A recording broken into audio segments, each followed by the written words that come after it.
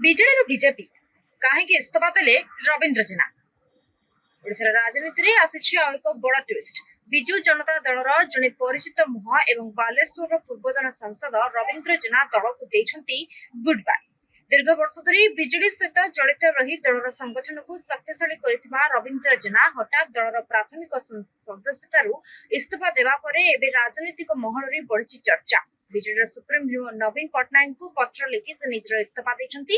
ପତ୍ରରେ ସେ ବ୍ୟକ୍ତିଗତ କାରଣ ଏବଂ ପରିସ୍ଥିତିକୁ ଦେଖାଇଥିଲେ ମଧ୍ୟ ତାଙ୍କର ଏହି ନିଷ୍ପତ୍ତି ପଛରେ ଅନ୍ୟ କିଛି ରାଜନୈତିକ ସମୀକରଣ ଥିବା ନେଇ ଅଟକଳ ଜୋର ଧରିଛି।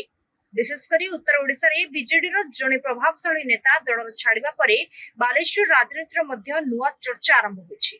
ତେବେ ସବୁଠାରୁ ବଡ଼ ପ୍ରଶ୍ନ ହେଉଛି, ବିଜେଡି ଛାଡ଼ିବା ପରେ ରବୀନ୍ଦ୍ର ଜେନାଙ୍କର ପରବର୍ତ୍ତୀ ପଦକ୍ଷେପ କ'ଣ ରହିବ? ସେ କି ବିଜେପିରେ ଯୋଗ ଦେବେ, ନା କି ଓଡ଼ିଶା ରାଜନୀତିରେ ଆଉ ଏକ ନୂଆ ରାଜନୈତିକ ରଣନୀତି ଦେଖିବାକୁ ମିଳିବ? ରାଜ୍ୟସଭା ନିର୍ବାଚନ ପୂର୍ବରୁ ଏହି ଘଟଣା ଓଡ଼ିଶା ରାଜନୀତିର ସମୀକରଣକୁ କେତେ ଦୂର ପରିବର୍ତ୍ତନ କରିବ? ସେଥିପାଇଁ ଏବେ ସବୁଙ୍କ ଦୃଷ୍ଟି ରହିଛି ରବୀନ୍ଦ୍ର ଜେନାଙ୍କର ଆଗାମୀ ରାଜନୈତିକ ଚାଲ ଉପରେ।